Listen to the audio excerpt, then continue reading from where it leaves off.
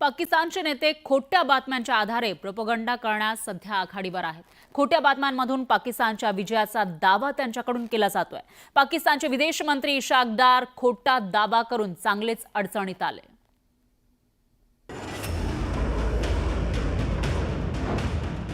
भारताकडून पराभूत झाल्यानंतर पाकिस्तानातील नेते सैरभैर झाले.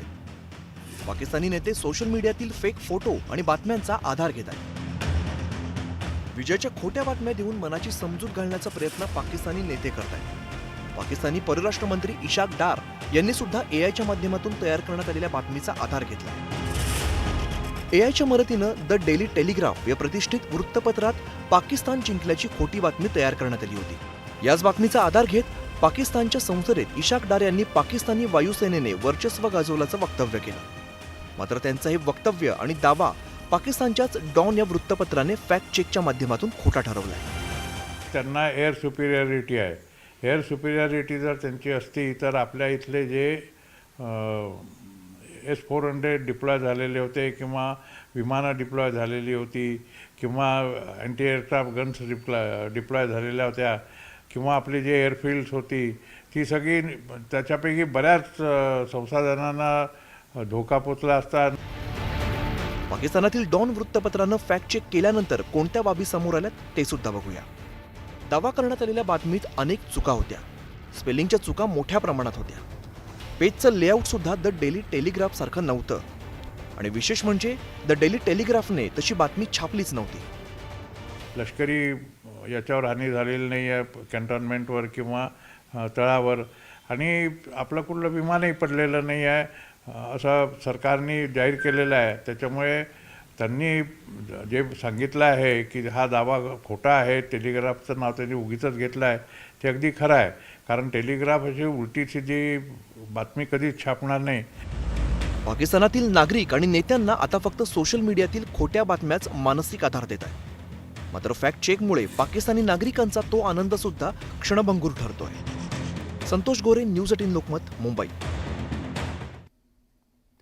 देशाचे संरक्षण मंत्री राजनाथ सिंग हवाई दलाच्या अभिनंदनासाठी भुज एअरबेसवर पोहोचले. इथूनच त्यांनी पाकला सज्जड दम दिला.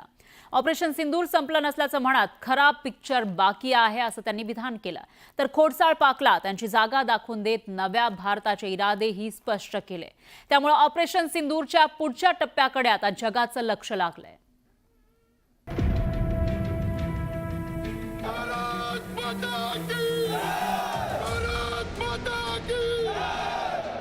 पाकिस्तान की फौज को संदेश देना चाहूंगा,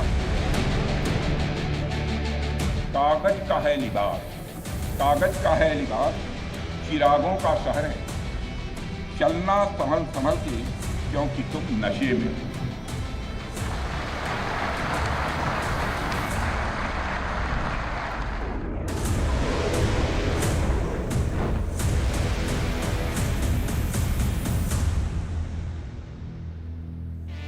बशीर बद्र यांच्या शेरमधनं देशाचे संरक्षण मंत्री राजनाथ सिंग यांनी पाकिस्तानला जळजळीत इशारा दिला. ऑपरेशन सिंदूरच्या यशानंतर हवाई दलाच्या अभिनंदनासाठी संरक्षण मंत्री राजनाथ सिंग गुजरातच्या भुज एअरबेसवरती पोहोचले. पाकिस्तानला दिवसा तारे दाखवल्याबद्दल त्यांनी हवाई दलाचं तोंड भरून कौतुक केलं. आपने दुश्मनों की जमीन पर जाकर आपने मिसाइलें गिराई है. उसकी गूंज केवल भारत की सीमाओं तक ही सीमित नहीं रही है, बल्कि सारी दुनिया ने सुना है मेरे दोस्तों, सारी दुनिया ने सुना. और वास्तव में वह गूंज सिर्फ मिसाइल्स की ही नहीं थी. वह गूंज थी आपके शौर्य की और भारत के सेना के जवानों के पराक्रम. या भेटीदरम्यानच्या संरक्षण मंत्र्यांच्या एका वक्तव्यानं पाकिस्तानला नक्कीच धडकी भरली असावी. कारण ऑपरेशन सिंदूरनं कंबरडं मोडलेल्या पाकिस्तानला राजनाथ सिंग यांनी करेक्ट मेसेज दिला. आम्ही फक्त ट्रेलर दाखवला, खरा पिक्चर अजून रिलीज झाला नाही असं म्हणत त्यांनी भारताच्या कडक धोरणांची झलक दाखवली. ऑपरेशन सिंदूर अभी खत्म नहीं हुआ है. जो कुछ भी हुआ है वह सिर्फ एक ट्रेलर मात्र था. अब जब समय आएगा, जब भी सही समय आएगा, तो हम पूरी पिक्चर भी दुनिया को दिखाएंगे. आता अनेकांना प्रश्न पडेल की ऑपरेशन सिंदूर तर यशस्वी झालं, पण मग पाकसाठी आणखी कोणत्या पिक्चरची भारताकडनं तयारी सुरू आहे? तर याच्या उत्तरासाठी आपल्याला जरा फ्लॅशबॅकमध्ये जावं लागेल. 22 एप्रिलच्या पहलगाम दहशतवादी हल्ल्यानंतर भारतानं राजनैतिक पातळीवरती पाकिस्तानला पहिला दणका दिला. सिंधू जलकरार स्थगित करत वॉटर स्ट्राईक केला. त्यानंतर आर्थिक स्ट्राईकनं पाकमधली सगळी आयात बंद केली. पाकिस्तानची यूट्यूब चॅनल्स आणि इंस्टाग्राम अकाउंट बॅन करत डिजिटल स्ट्राईक केला. ऑपरेशन सिंदूरमधनं एअर स्ट्राईक करत पाकिस्तानातले 9 दहशतवादी तळ उद्ध्वस्त केले. त्यानंतर पाकच्या आगळीकीला उत्तर देत पाकचे 11 एअरबेस आणि रडार यंत्रणा निकामी केल्या. सिंदूर नंतर दहशतवाद्यांच्या खात्म्यासाठी ऑपरेशन केलर राबवायला सुरुवात केली.